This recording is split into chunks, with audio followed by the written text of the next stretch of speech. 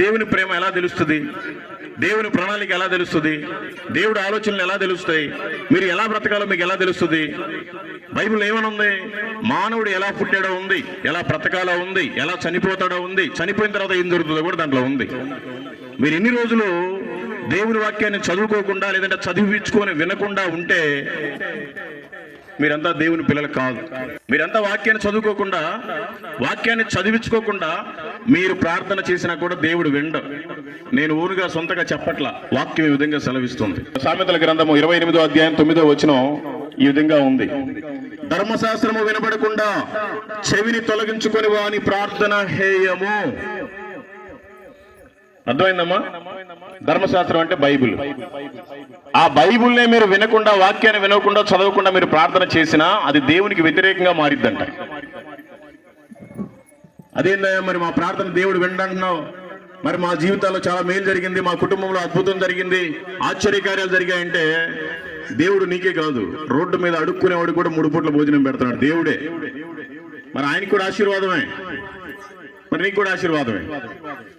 కాబట్టి మన వాక్యాన్ని ధ్యానించాలి, వాక్యానుసారం బ్రతకాలి, వాక్యం రాకపోయినా చదివించుకోవాలి. మీరంతా ఇన్ని రోజులు ఎందుకు వాక్యాన్ని చదివించుకోలేదు? ఎందుకు వాక్యాన్ని చదువుకోలేదు? వాక్యానుసారం ఎందుకు లేరు అంటే మీ గురించి చక్కగా దేవుడు రాసి పెట్టాడు బైబిల్లో. అందరూ గమనించండి.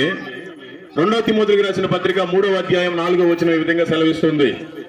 ద్రోహులు, మూర్ఖులు, గర్వాంధులు దేవుని కంటే సుఖానుభవం ఎక్కువగా ప్రేమించువారు.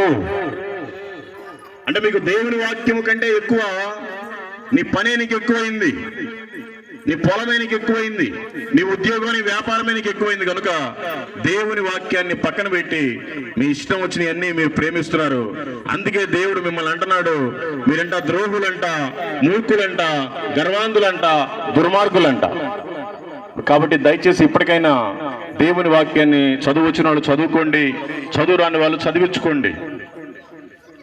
ఏదైనా గవర్నమెంట్ ఒక స్కీమ్ పెట్టారు, లేదంటే ఒక పింఛనే రావాలంటే ఆఫీసుల చుట్టూ ఎన్నిసార్లు తిరుగుతాం, ఎన్ని కాగితాలు రాపించుకుంటాం. మరి ఎందుకు దేవుని వాక్యాన్ని చదివించుకోలేకపోతున్నాం?